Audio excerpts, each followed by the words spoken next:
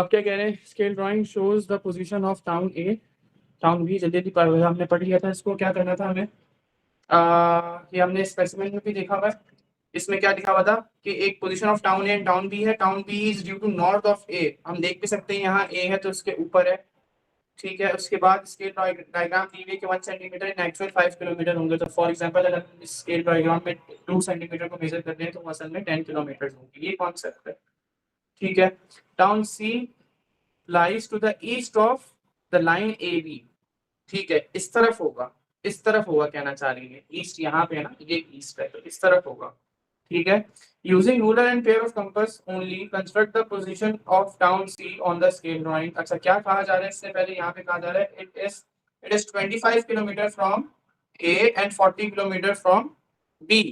तो आपको क्या करना है, अब 25 किलोमीटर फ्रॉम ए का मतलब है आप क्या करोगे, अगर इन एक्चुअल स्केल एक्चुअल डिस्टेंस दिया हुआ है और हमें स्केल देखना है तो 1 सेंटीमीटर पे 5 किलोमीटर है।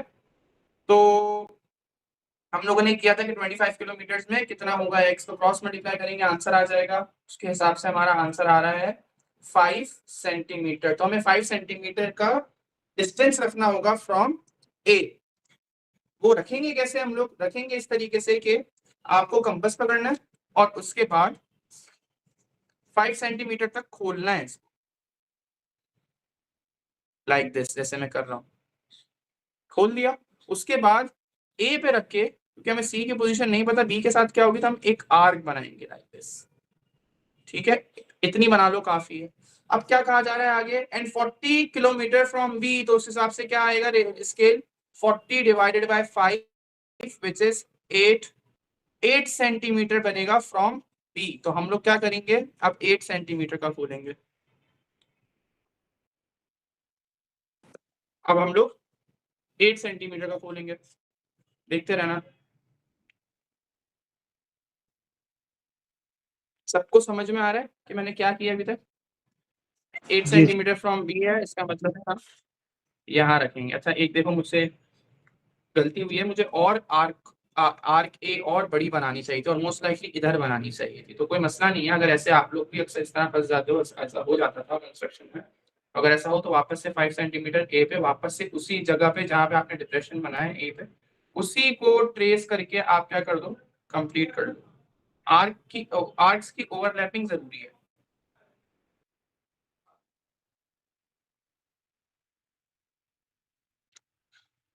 लेकिन एक बारी में हो जाए तो क्या ही बात है। खैर, ये जहां पे मीट कर रहे हैं, इंटरसेक्ट कर रहे हैं, वहां पे हमारा पॉइंट सी होगा। तो ये रहा हमारा पॉइंट सी, हम क्या करेंगे, बना लेंगे इसको।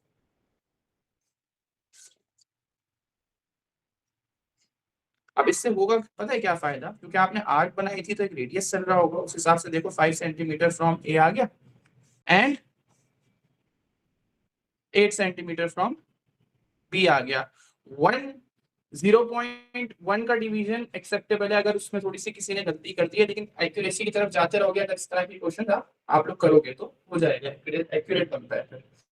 अच्छा, उसके बाद क्या कह रहे हैं, measure the bearing of town C from town A. Town A पे नॉर्थ होगा, सी की लाइन तक बनाना है। अब कैसे करेंगे, ये तो मैंने समझाया भी था उसी के अंदर। आप क्या करोगे, ओवरलैप करोगे, सेंटर पॉइंट अलाइन करोगे। यहाँ पे इस लाइन से मेजर करना है, यहाँ से आगे जाना है। देखो यहाँ से आगे जाना है तो यहाँ से आप लोग क्या करोगे, यहाँ के जीरो, बाहर जीरो है, बाहर के स्केल पे जीरो, तो यहाँ से मेजर करो विद द लाइन सी। तो ये कुछ आ रहा है, अगर बाहर की लाइन को देखें तो ये आ रहा है 126 आ रहा है, 126। बेरिंग 3 डिजिट्स में लिखी जाती है, वैसे भी ये 3 डिजिट्स की है। बात समझ में आ गई? यस यस, सबको समझ में आ गया किस तरीके से कंस्ट्रक्शन करनी है ये ट्राइंगल की? सर। ठीक है, गुड। अभी हमारे इस क्वेश्चन के अंदर भी आएगा, इस पेपर में भी आएगा जो हम लोग अभी नेक्स्ट पेपर कर रहे हैं। चलो,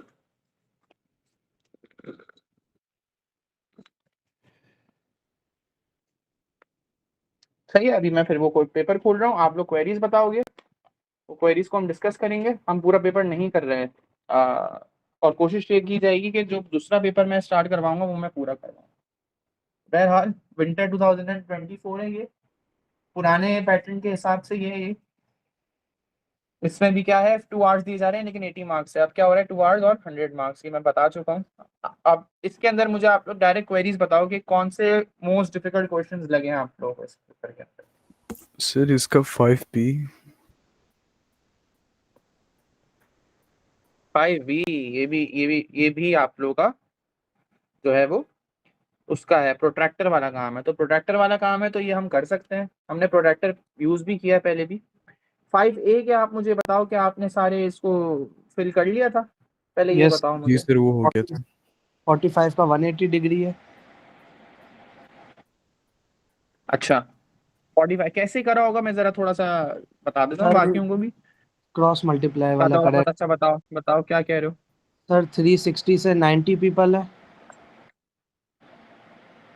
अच्छा देखो मेरी बात सुनो, अगर 15 पे 60 आ रहा है तो 45 पे x आएगा, ऐसे भी निकाल सकते हैं। Yes sir. ऐसे किया है आपने।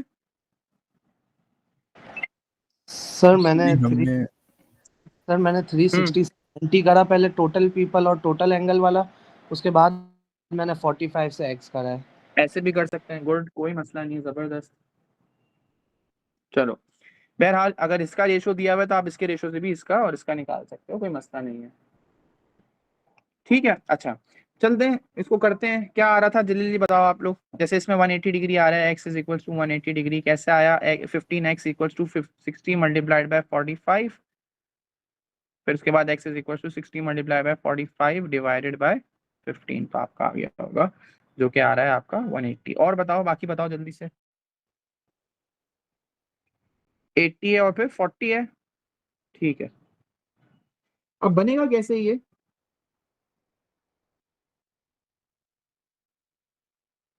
ये हमारा प्रोट्रैक्टर है। प्रोट्रैक्टर यूज कैसे करेंगे इस पे, क्या करना है, पाई चार्ट कंप्लीट करना है। तो सबसे पहले आप देखो कैंपिंग का उन्होंने पहले से बना के दिया, जिसका एंगल उन्होंने दिया हुआ भी था। उसके बाद दिया हुआ है 180 वाला बीच।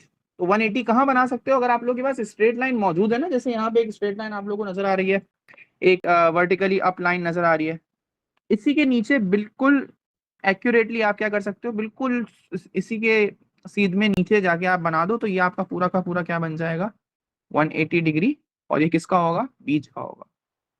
अच्छा अगर किसी को कोई अब क्योंकि हर बच्चा जो है बिल्कुल स्ट्रेट लाइन नहीं बना पाता, कुछ ऐसे बना देते हैं थोड़ी सी टेढ़ी, लाइक दिस, मतलब थोड़ा सा 180 से थोड़ा सा ऐसा होता है, उनको लगता है 180 है ऐसे, तो इसको भी डी रख के आप लोग कर सकते हो, प्रोट्रैक्टर रख के आप लोग ऐसे मेजर कर सकते हो। ऐसे रखो और उसके बाद डॉट लगाओ, अलाइन होना चाहिए पॉइंट सेंटर का, और उसके बाद जो है वो आप लोग डॉट लगा सकते हो और फिर लाइन खींच सकते हो। तो ये बात तो बहुत आसान है, 180 बनाना बहुत ज़्यादा आसान है। तो उसके लिए अगर आप लोग वो भी यूज़ नहीं करो तो भी हो सकता है, प्रोट्रैक्टर भी यूज़ नहीं करो तो भी आप लोग बना सकते हो, एक्यूरेट बना सकते हो। चलो ये हो गया आपका बीच, ये आसान था इसलिए मैंने पहले ये बना लिया। अब ये जो बचा हुआ है ना हिस्सा, ये वाला हिस्सा, ये दो में डिवाइड होगा।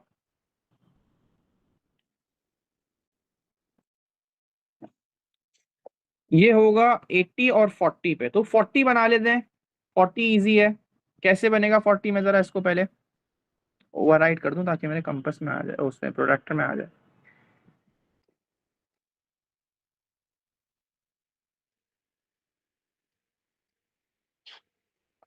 जैद आपका भी इंग्लिश है कल एग्जाम। नहीं सही, मेरा 7 तारीख को, 8 को, सॉरी मैथ्स के बाद है मेरा। अच्छा अच्छा,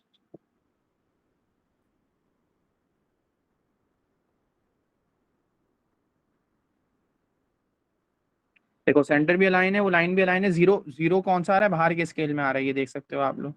यहाँ से मेजर करना है, कितना करना है, यहाँ तक तो 60 उन्होंने दिया हुआ था। अब आपको क्या करना है, 60 से आगे मेजर करना है, 100 पे मेजर कर दो। 60 से आगे 100 पे कर दो तो 40 पूरा हो जाएगा। ऐसे भी कर सकते हो डॉट लगा के, या फिर ऐसा कर सकता है बच्चा कि वो ऐसे प्रोट्रैक्टर रखे,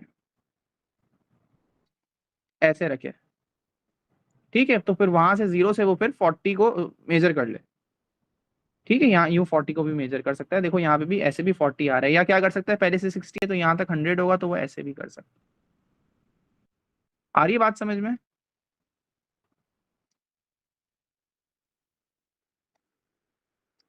ये हो गया 40। 40 किसके लिए था हमारा, हाइकिंग। हाइकिंग के लिए ही था, हाँ सही है, हाइकिंग के लिए है। बाकी रिमेनिंग ऑफ कोर्स ये 80 होगा, और ये किसके लिए होगा? क्रूज के लिए। ठीक है, आगे बताओ और कोई क्वेश्चन? सर 9 का सी। ट्रांसफॉर्मेशन में, अच्छा उससे पहले 9 का सी आ रहा है, तो पहले 9 सर का सी 9 कर का लेते हैं। सर डी सी नहीं डी। ए बी सी सब? सर नो से सिर्फ डी, ए बी सी कर लिया। अच्छा अच्छा, सिर्फ डी कह रहे हो और सी कह रही है, ठीक है। फातिमा सी कह रही है, देख लेते हैं। एक्सप्रेशन मतलब number of cross in the pattern. इसको फिल करवाओ, आप लोगों ने बनाया भी होगा ऊपर, और बाकी इसको फिल कराओ। क्या कह रहे हैं लोग? 8 10 12 कह रहे होंगे। और नीचे वाला 18 नहीं 20 और 30। ठीक है, गुड, सही है। वो नीचे वाले में क्या चल रही है? नीचे वाले में कॉमन डिफरेंस नहीं है, लेकिन कॉमन डिफरेंस नहीं है, लेकिन डिफरेंस का डिफरेंस 2 चल रहा है, नजर आ गया मुझे। और ऊपर वाले में डिफरेंस 2 चल रहा है। बहरहाल आगे चलते हैं। Expression for the number of crosses in pattern, find the number of crosses in pattern 35। Pattern 35 मतलब n की वैल्यू, पैटर्न नंबर n को डिनोट कर रहा है, तो n की वैल्यू आप लोगों को गिवन है। हम क्या कर सकते हैं? नंबर ऑफ क्रॉसेस का फॉर्मूला क्या दिया है इन्होंने? t equal to 2n+2। अब यही कंफ्यूजन रहती है, t की जगह लिखें या n की जगह लिखें। तो पैटर्न नंबर देखो यहाँ पे लिखा हुआ भी है, मार्क भी किया हुआ है ब्रैकेट में कि ये n है, तो आप लोग क्या करोगे? इसके अंदर 35 डालोगे, 72। Find expression in term of n for the number of circles in pattern n। इसके लिए वो लगा देते हैं c/2n-1 n-2 वाला फॉर्मूला। या फिर एक और बड़ी मजे की चीज मैंने कैच की है अभी अभी, आप लोग भी कैच कर सकते हो। If you compare it with n square, तो ये देखो n स्क्वायर की बनाते हैं। 1 है, फिर क्या होता है? 4 होता है, फिर क्या होता है? 9 होता है, फिर क्या होता है? 16 होता है, फिर क्या होता है? 25। अब आप जरा कंपेयर करो नंबर ऑफ सर्कल की सीक्वेंस और इसकी सीक्वेंस को, देखो क्या क्या फर्क है। पहले वाले में कितना फर्क है, दूसरे वाले में कितना फर्क है, ऐसे देखो।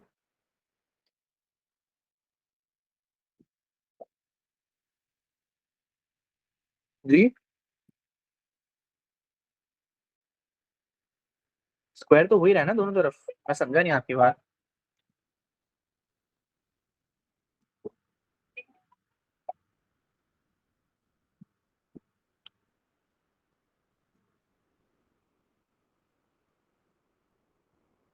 क्या चल रहा है ये? मैं पढ़ाऊं नहीं, क्लास ऑफ कर दूं? Sorry sir. तुम लोग का कंसंट्रेशन होगा नहीं, एंड टाइम पे फिर बोलोगे कि हमारा प्रैक्टिस अच्छी नहीं हुई सकी, हो सकी। अरीब, मैं आपसे भी जरा मुखातिब हूँ। आप दोनों या तो क्लास से चले जाओ, या तो एक काम ये कर सकते हैं।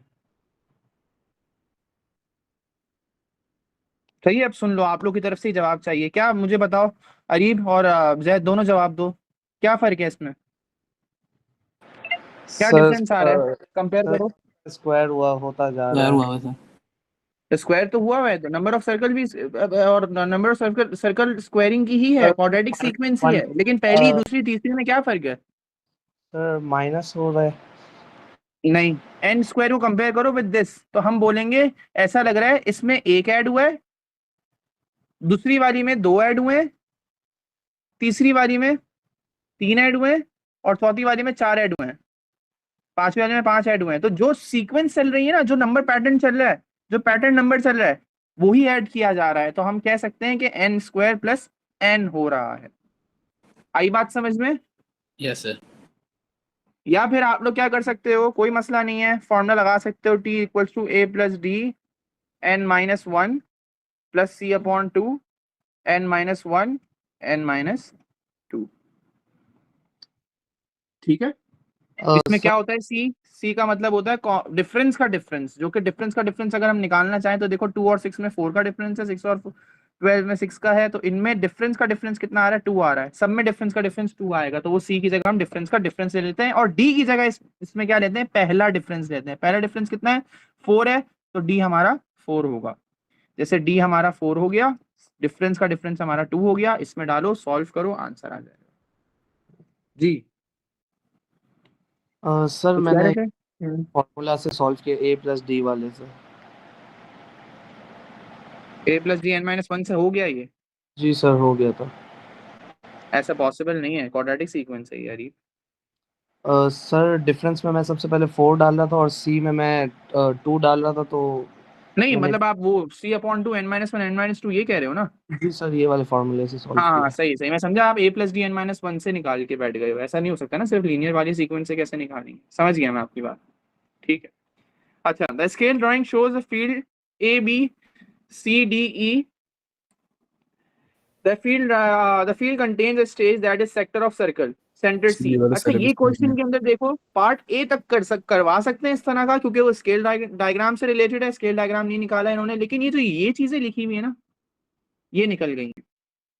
शेड द रीजन, कंपास और ये यूज करके बाउंड्री बिटवीन, ये सब निकल चुका है। कंस्ट्रक्शन में सिर्फ आपको आपसे ट्राइंगल बनवा रहे हैं, लेकिन आपसे एक्चुअल डिस्टेंस वगैरह ये सब चीजों से निकलवा सकते हैं। जैसे अगर रेडियस की बात कर रहे हैं, कह रहे हैं एक्चुअल में 2.5 मीटर होगा 1 सेंटीमीटर, तो आप स्केल रख के ये देख सकते हो। लेट से ये स्केल रख के आपका आ रहा हो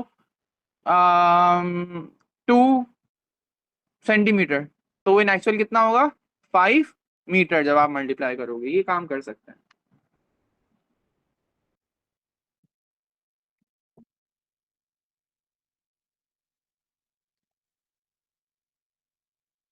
बात समझ में आ रही है?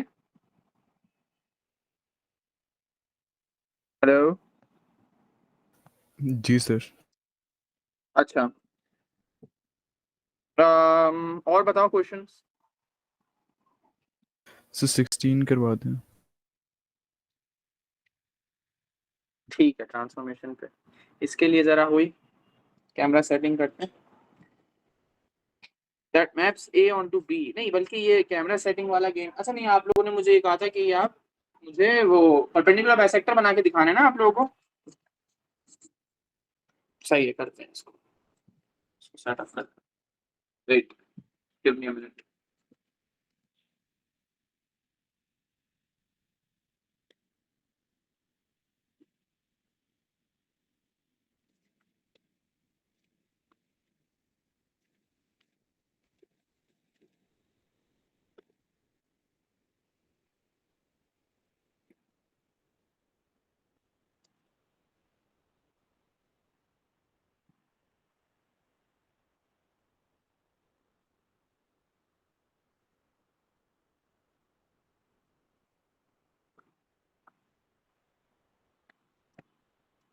अब आप लोग उसमें देखना है कि ट्रायंगल नहीं है। फर्स्ट ऑफ ऑल क्या चीज दी हुई है ये आपके हैं पेंटागन, पेंटागन है,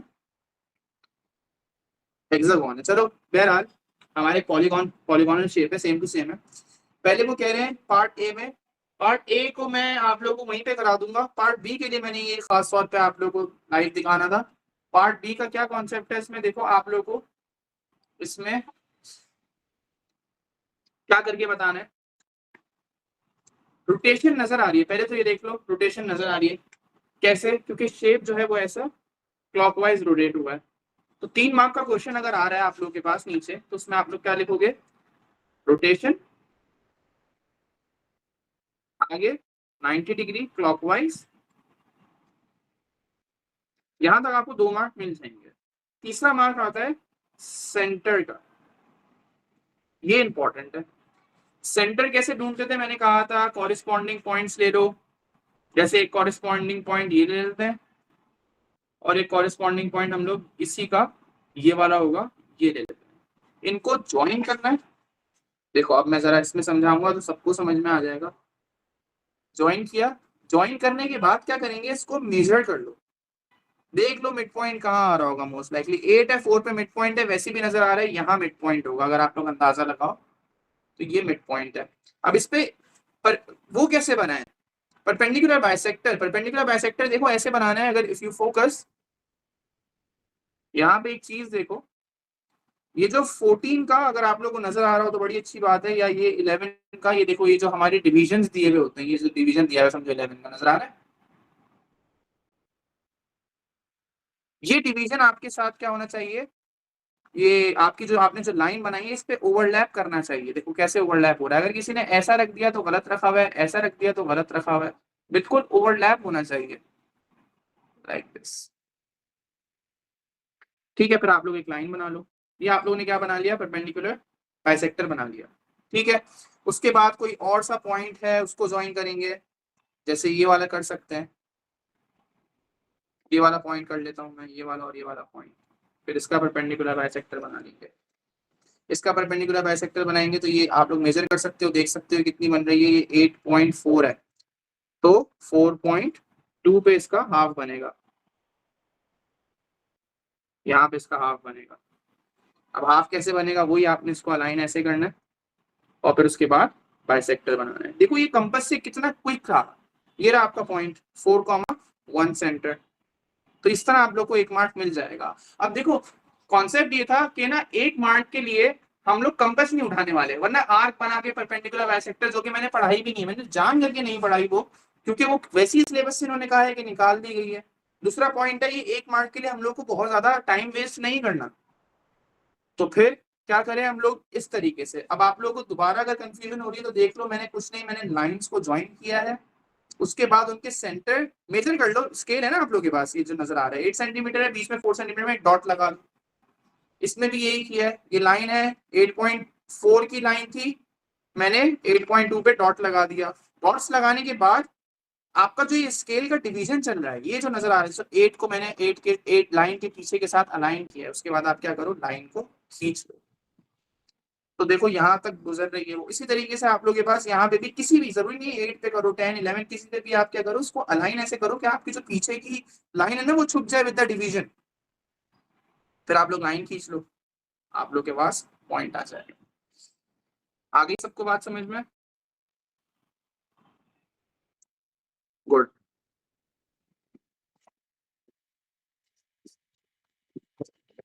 अच्छा, अगर आप लोग को ये समझना है कि ये ट्रांसलेशन कैसे हुई है इसकी, तो ट्रांसलेशन ऐसे हुई है, किसकी करनी है, शेप ए की ट्रांसलेशन करनी है। आगे जाएंगे 3 दफा और 5 दफा नीचे आएंगे, 5 यूनिट नीचे आएंगे, 3 यूनिट आगे जाएंगे। एक पॉइंट को भी अगर ले जाओगे तो बाकी शेप कॉपी कर सकते हो, 2 मार्क्स आराम से मिल जाएंगे। जैसे अगर मैं इस पॉइंट को ले जा रहा हूं, 3 आगे 5 नीचे, सही इस पॉइंट को ले जा रहा हूं, तो इसी पॉइंट से आप लोग डायग्राम बनाना शुरू करो, ऐसे डायग्राम बनेगी कुछ, ठीक है।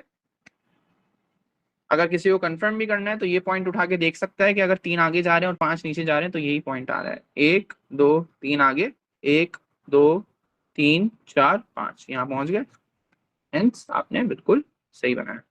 और बताओ क्वेश्चन। सर ये 17 और 18 वाला भी करवा दो। ये वाला भी करा दो 17। अच्छा, diagram shows a shaded triangle ABC drawn on 1 centimeter square grid. Okay. The equation of line AC is y equals to minus 3/2 x plus 1. Y equals to minus 3/2 x plus 1. अच्छा. The shaded region inside triangle is defined by 3 inequalities. ठीक है, एक line हमें दी हुई, equation of lines AC बताया अभी कि AC की है, तो हमें हंट नहीं करना पड़ेगा कौन सी लाइन दी हुई थी। बहरहाल और कुछ 2 लाइंस भी चल रही हैं। एक लाइन हमारे पास क्या है, बहुत आसान है, वर्टिकल होती है, उसकी इक्वेशन बनाना काफी आसान होता है। तो ये कौन सी होगी, आप लोग बता सकते हो, बताओ आप लोग। Is it x equals to 4 और y इक्वल्स टू 4? जी repeat that. x equals to 4, good, क्योंकि x तो कट कर रही है, इक्वेशन आ गई आप लोगों के पास। उसके बाद कह रहे हैं कि जब 2 इनइक्वालिटीज बतानी थी ना, तो एक तो हमने इक्वेशन तो निकाली, पहले उनकी इक्वेशन तो पता हो, अब ए बी की इक्वेशन नहीं पता। ए बी की इक्वेशन कैसे निकालेंगे, वही टेक्निक्स हैं कि आप लोग ग्रेडियंट निकाल लो और फिर उसके बाद क्या करो, सी तो नजर आ रहा है यहाँ पे सी है, या समझ लो लाइन को, समझी भी जा सकती है लाइन कि इसमें हो क्या रहा है हर एक्स की वैल्यू में। अगर एक्स की वैल्यू 1 है तो वाई क्या आ रहा है, 2 आ रहा है। अगर एक्स की वैल्यू 2 है तो वाई क्या आ रहा है, 4 आ रहा है। अगर एक्स की वैल्यू 3 है तो वाई क्या आ रहा है, वो 4 आ रहा है। एक्स की वैल्यू 2 है तो 3 आ रहा है।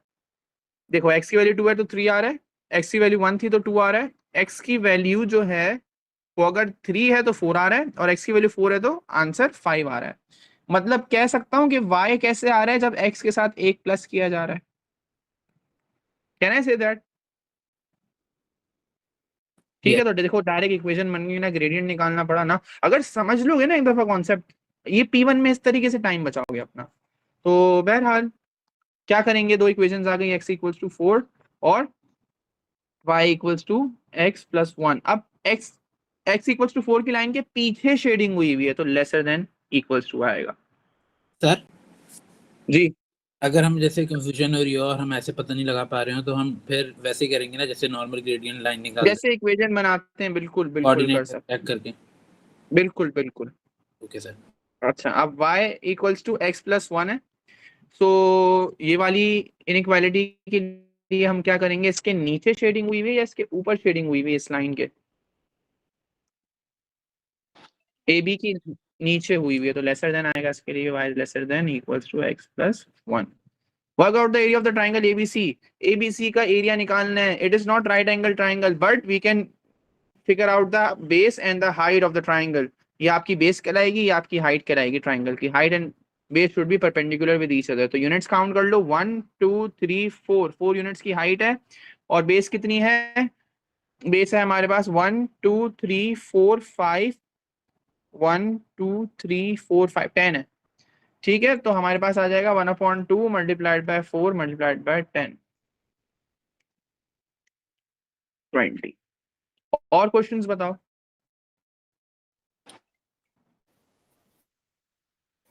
18 का ठीक है।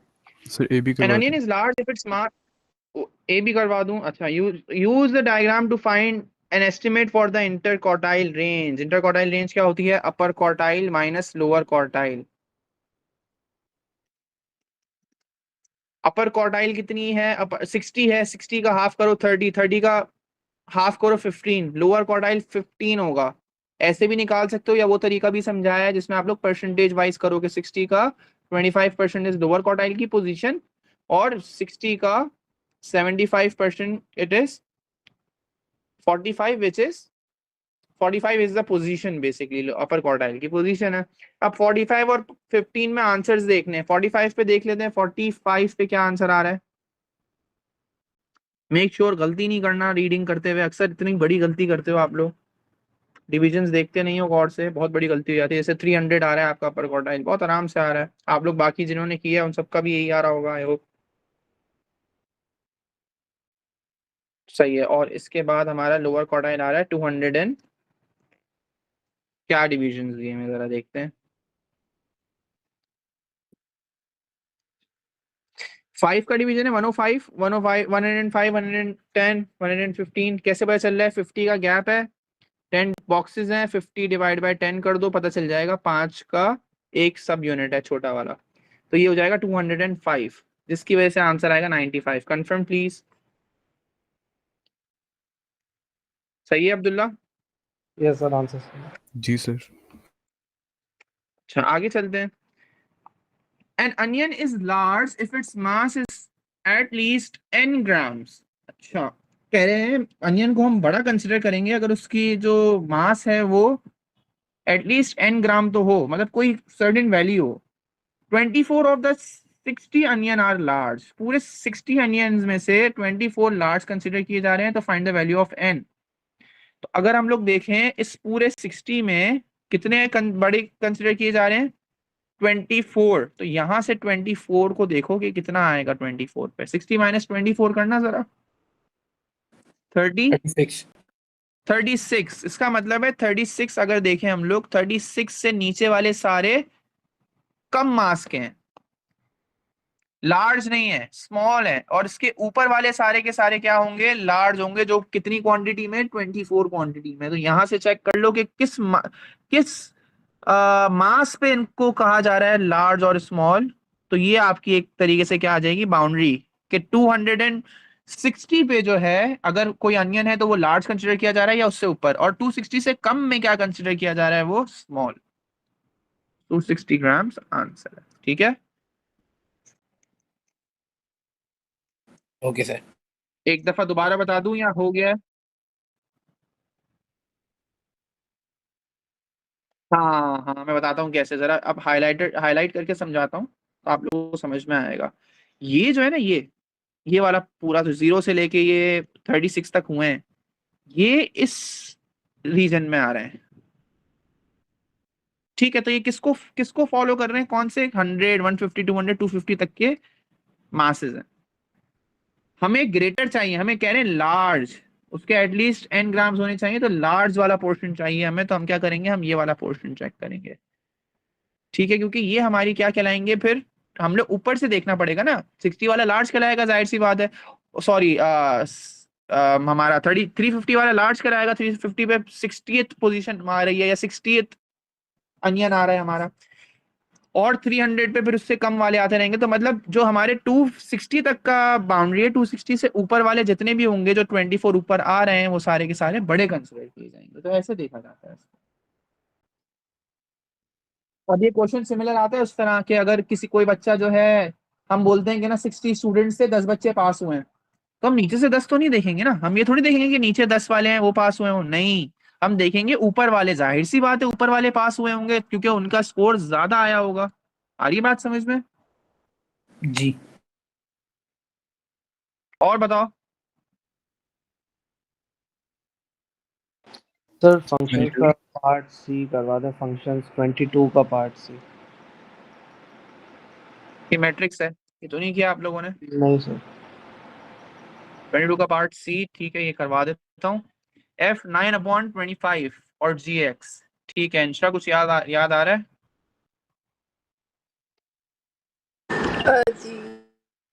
जी, अच्छा खैर,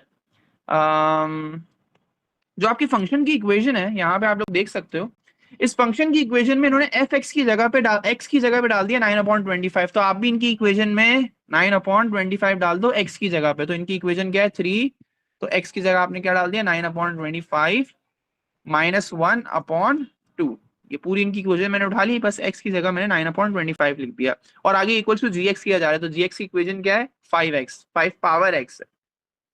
अब कॉमन मिस्टेक जो मैं जब ये पेपर चेक कर रहा था, ये मैंने मॉक में दिया था बच्चों को, तो इसमें कॉमन मिस्टेक क्या हुई थी कि ये 2 वहां जाके मल्टीप्लाई करा रहे थे और इसको 10 पावर x कर रहे थे।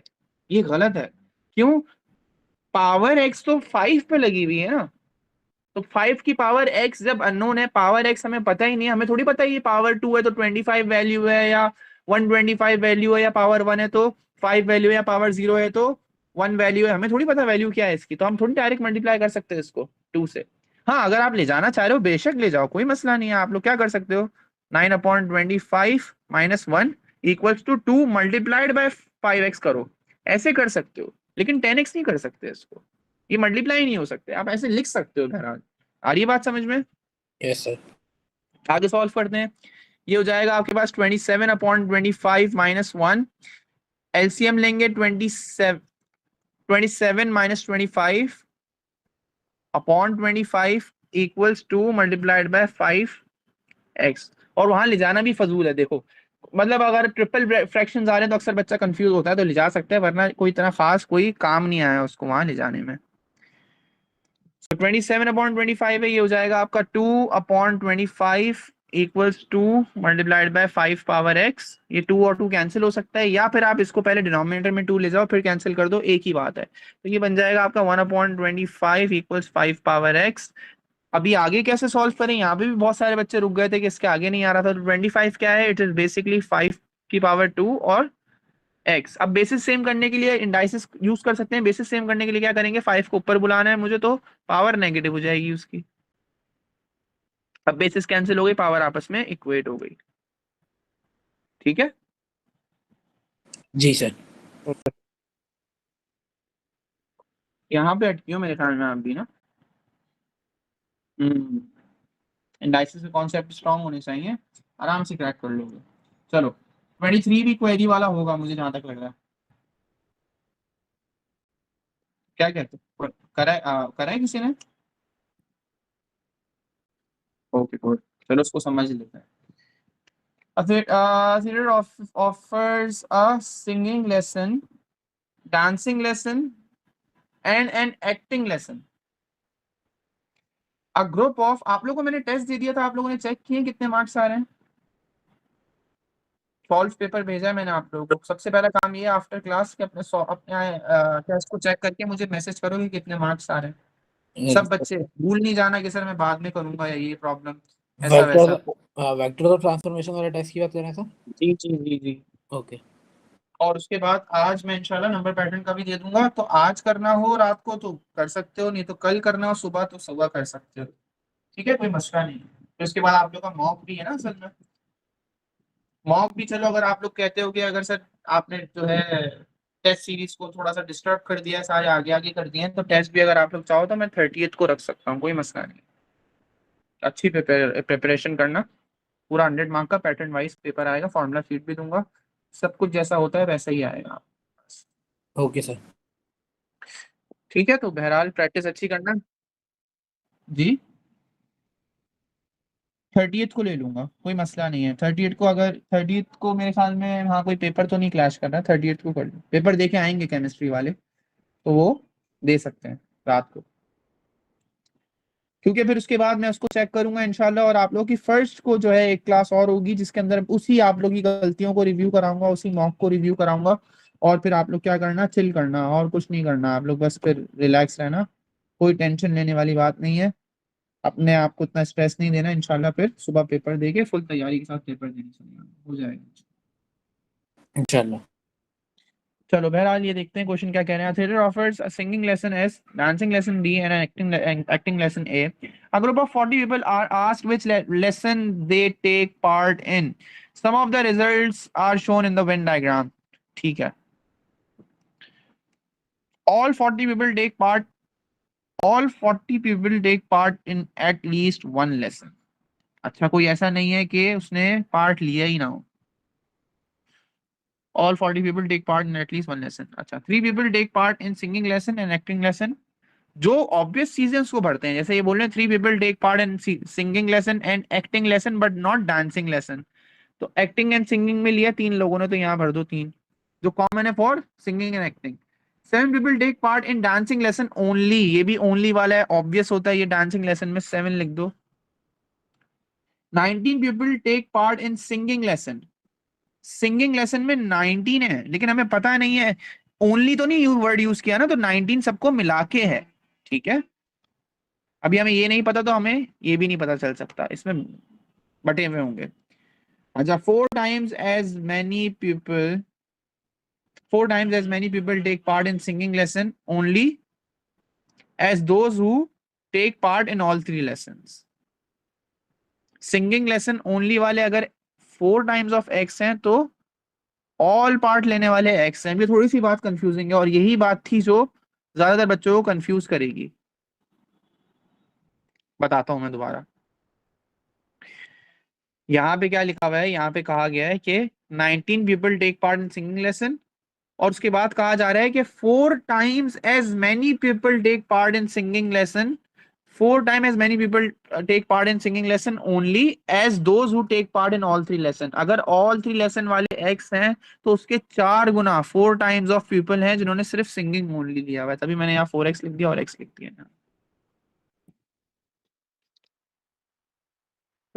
और मुझे बताओ पहले यहाँ तक सोचो और समझो क्या लिखा हुआ था, और फिर उसके बाद जो है वो हम आगे प्रोसीड करते हैं।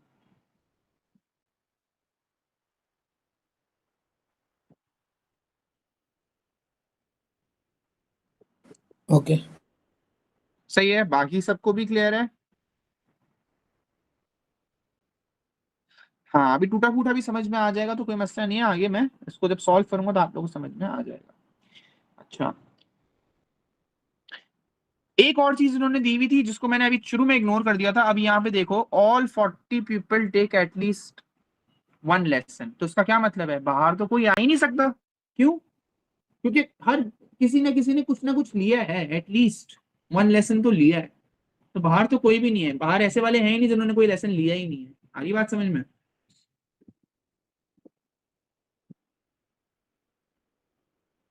नहीं आई बात समझ में, या समझ में आई, इतना बताओ पहले। आ गई, चलो गुड। अब हमें पता था सिंगिंग वाले कितने हैं, 19 पीपल जो है वो सिंगिंग वाले हैं, तो जरा उनको उठाओ।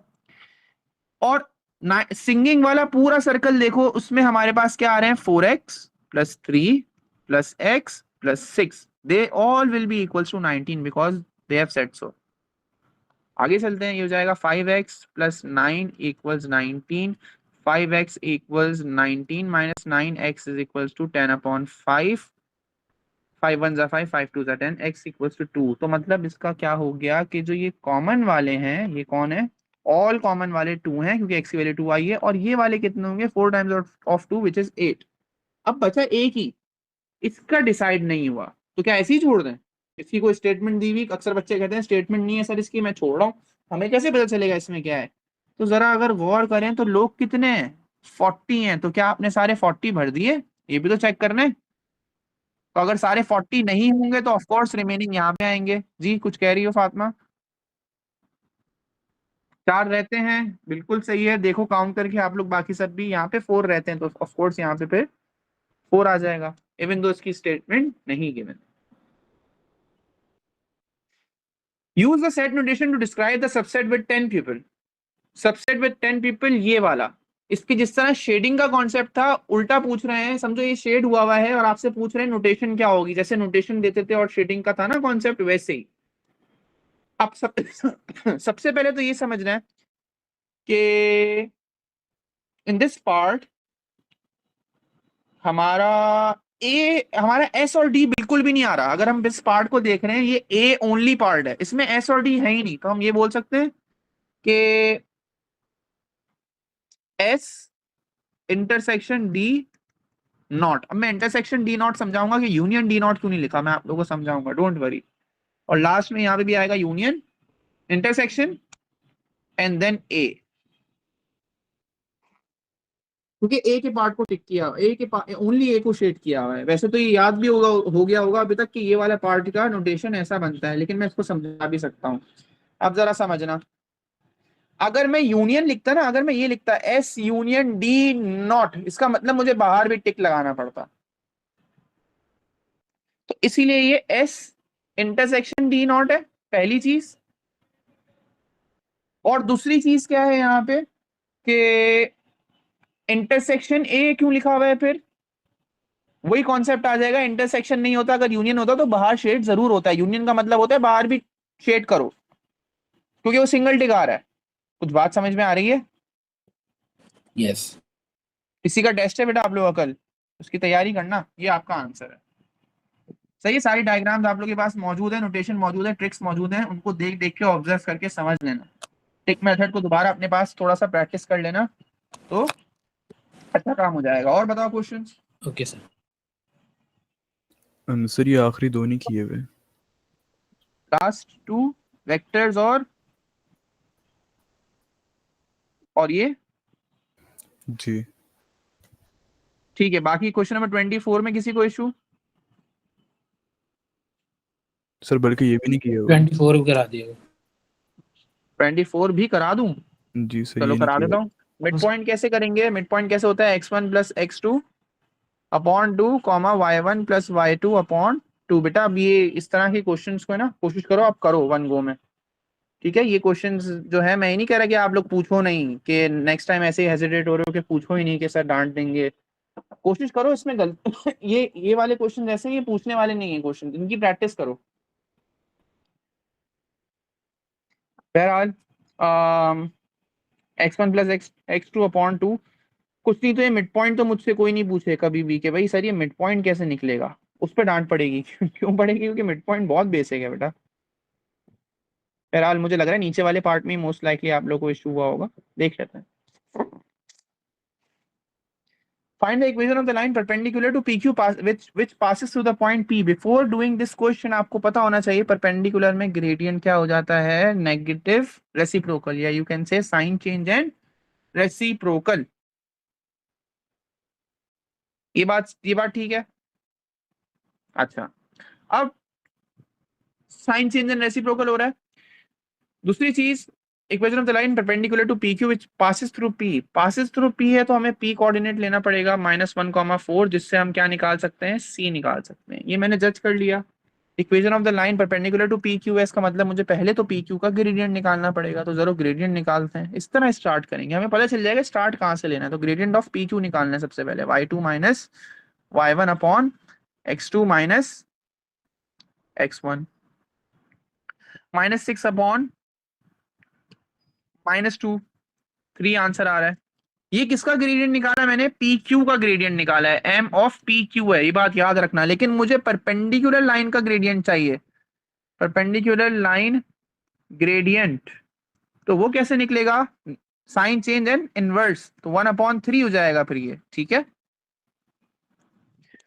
अब फॉर्मेट यूज करेंगे y equal to mx plus c, क्या निकालना होता है और c निकालना होता है, इक्वेशन बन के तैयार हो जाएगी। तो y is equal to -1/3 x plus c. अब हमें कौन सा पॉइंट लेना पड़ेगा? पॉइंट P लेना पड़ेगा, क्योंकि उन्होंने पासेस थ्रू पॉइंट P बोला हुआ है। तो P के कोऑर्डिनेट्स क्या थे? -1 और 4, y की जगह 4 आ जाएगा, x की जगह पे -1 आ जाएगा। एक और कॉमन मिस्टेक बता देता हूं अब जरा, ये भी हर बच्चा, अच्छे से अच्छा बच्चा करेगा और फिर बोलेगा सर पेपर बहुत अच्छा हुआ मेरा। क्या कहेगा, क्या करेगा वो? डिनोमिनेटर से ये 3 वहां जाके मल्टीप्लाई करा रहा होगा। ऐसे ही करोगे ना अब्दुल्ला? जी सर। जी सर भी बोल रहे हो, क्या करोगे इसमें? इसमें ये वहां या तो ले जाके माइनस करवा दो पूरा ही, ताकि सी अलोन हो जाए, या फिर ऐसे कर सकते हो कि जब तक आपका पूरा फ्रैक्शन में 3 नहीं है, जब तक आप 3 को थोड़ी भेज सकते हो। तो यहाँ पे सिर्फ 1/3 है, 1 पे 3, अब डिनोमिनेटर में 3 है। सी का क्या कसूर है फिर? पूरा जब तक डिनोमिनेटर में नहीं होगा वहां भेज नहीं सकते मल्टीप्लाई कराने। या बेटर चीज ये है कि आप यही पूरा उठा के वहां भेज दो, तो ये हो जाएगा 4 - 1/3 इक्वल्स टू सी। ये हो जाएगा 12, एलसीएम लेने के बाद 12 -1/3, ये हो जाएगा 11/3। तो क्या इक्वेशन बन जाएगी? y is equals to -1/3x plus 11/3। और कोई बच्चा अगर इसको चेंज करना चाहे तो कर सकता है, बहरहाल ये हमारा आंसर। सिंगल लाइनर करना चाहे तो कर सकता है बच्चा। आगे चलें। सिंगल लाइनर कैसे होती है? पूरा डिनोमिनेटर 3 कर दिया हमने, -x plus 11 y equals to 3 वहां भेज दिया, 3y equals to -11 -x plus 11, और फिर ये भेज दिया पॉजिटिव करने के लिए, और पॉजिटिव करने के लिए 3y plus x equals to 11 कर दिया, ठीक है।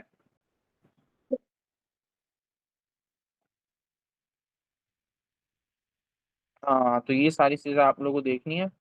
देखो जैसे अगर परपेंडिकुलर टू पी, नहीं आपने क्या किया, आपने पॉइंट पी की जगह मिड पॉइंट ले लिया, ये कह रही हो? हाँ, तो ये चीज है ना, आपने आपने बेसिकली पता है क्या निकाल लिया? आपने परपेंडिकुलर बाइसेक्टर निकाल लिया। एक एक टर्म होता है परपेंडिकुलर बाइसेक्टर, सुना होगा। परपेंडिकुलर बाइसेक्टर के लिए के हवाले से आपने बिल्कुल सही काम किया, लेकिन यहाँ पे पासेस थ्रू पॉइंट बी लिखा हुआ है। चलो ठीक है, नेक्स्ट टाइम फिर आप क्वेश्चन गौर से पढ़ना आप लोग सब। चलो बहरहाल आगे चलते हैं। 25 में इशू है, हिस्टोग्राम है यार, कम ऑन, तो बहुत आसान है। क्या करेंगे? फ्रीक्वेंसी डेंसिटीज निकाल के दे रहा हूँ, आप लोग बनाओगे खुद ही।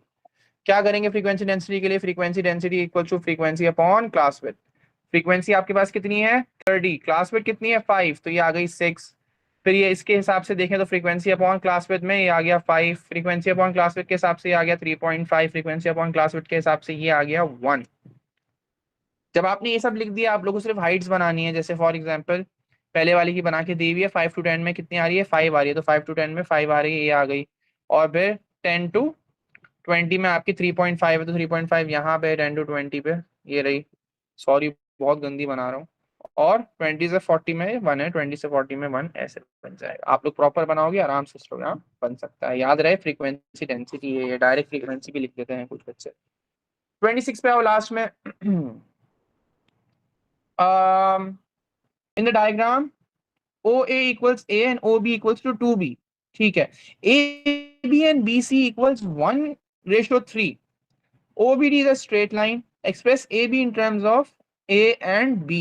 AB निकालना है, AB का रेशो दिया हुआ है, लेकिन रेशो का काम नहीं है, पहले तो आप आराम से निकाल सकते हो। रास्ता -2 क्या है? AO plus OB। फातिमा, मैं आपके टेस्ट बड़ा इंप्रेस हुआ था, आपने बिल्कुल जैसी मैंने टेक्निक समझाई है, जिस तरह मैंने समझाया, एक एक चीज ऐसा लग रहा है जो मैं वर्किंग करके मैंने भेजी है वो ऐसा लग रहा है कि मेरी और फातिमा की बिल्कुल सिंक कर रही है। तो मैं बड़ा इंप्रेस हुआ हूँ इस चीज से। Good, good work. मेरा तो तो ये बड़ा, हो गया आपका। हाँ, क्या कह रहे हो? मैं बोल रहा हूँ वेक्टर में बहुत वीक हूँ मैं।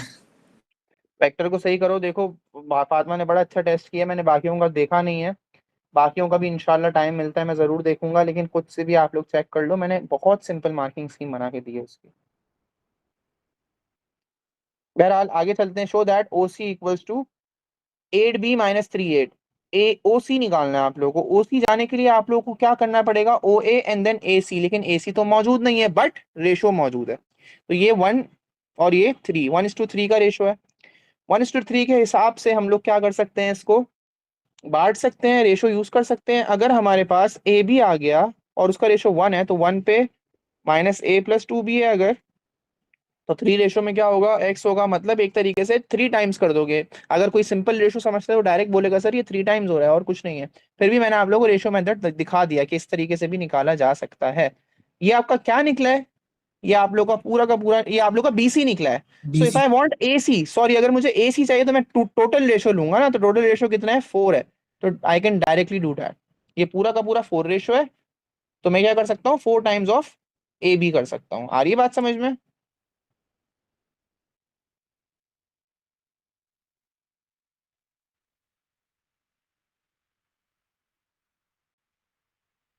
हाँ लेकिन नहीं, वो उसके आगे OE लिखा हुआ है छोटा सा,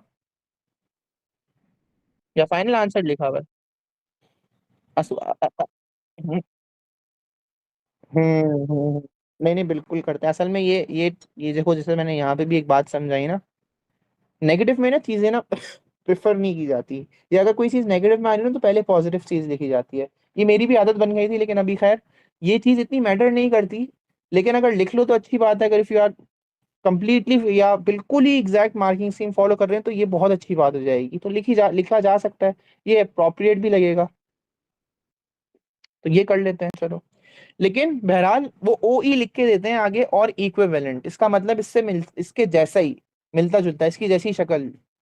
तो OE से भी हमारा ये करेक्ट हो जाता है। ऐसे कर लेते हैं।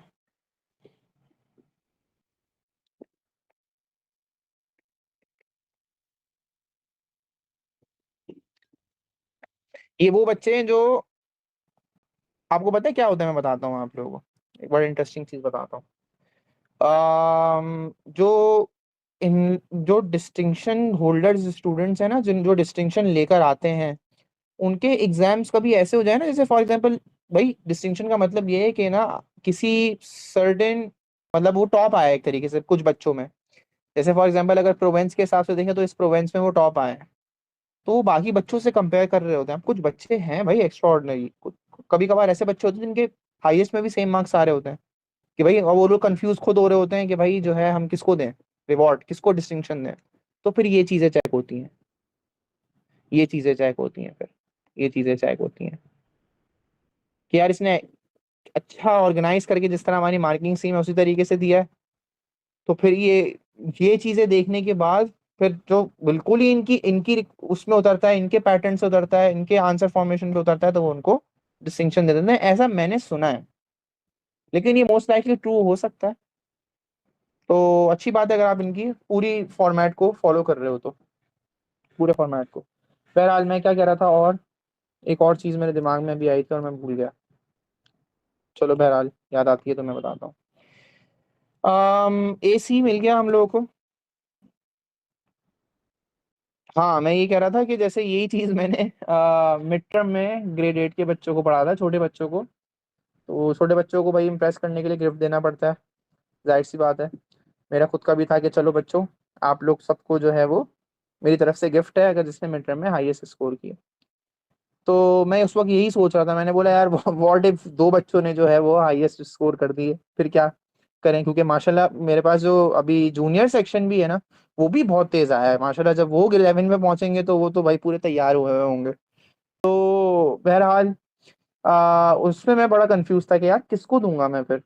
तो उनको बच्चों को मैंने यही बता दिया था, भाई अगर तुम लोग फुल फुल ले आए ना, क्योंकि ज्यादा बच्चे फुल ले आते थे, अगर फुल फुल ले आए ना तो फिर मैं बहुत स्ट्रिक्ट चेकिंग करने वाला हूँ फुल वाले बच्चों की, ताकि मैं कहीं ना कहीं से किसी ना किसी तरीके से तुम लोग में से किसी एक का मार्क काटूं, ताकि मैं उसको रिवॉर्ड दे सकूं ना यार।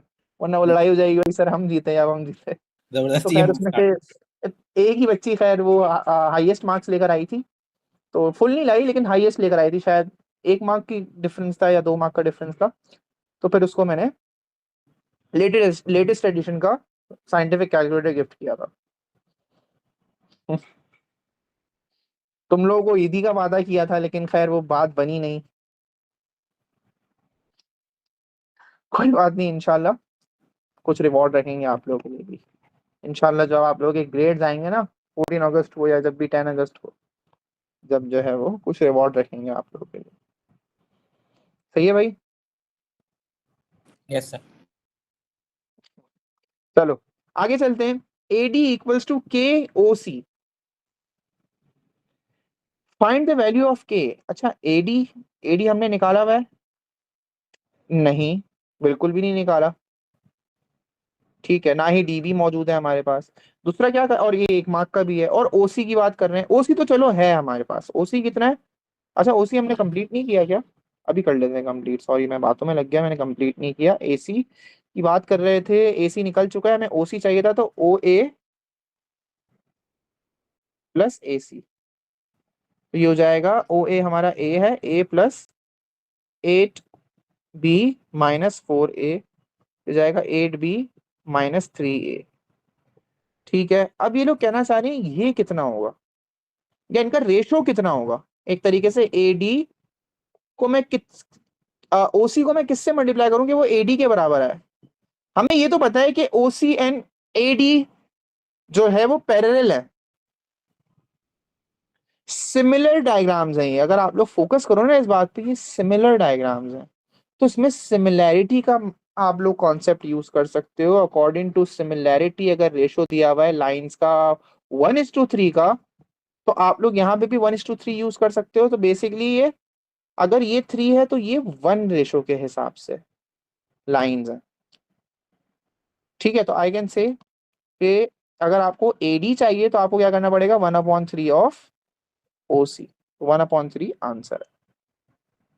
ठीक है, तभी ये 1 मार्कर है। अक्सर वेक्टर्स में 1 मार्कर बड़े कंफ्यूजिंग वाले होते हैं। जी सर। बहरहाल यहाँ पे हमारा ये वाला कंप्लीट होता है। अच्छा, अब क्योंकि मुझे ये हो रहा है टाइम थोड़ा सा अभी ज़्यादा भी हो गया, क्योंकि ज़ाहिर है वो हम लोग कंस्ट्रक्शन भी सीख रहे थे। मेरा वैसे इरादा पूरा था कि हम लोग जो है वो दूसरा पेपर भी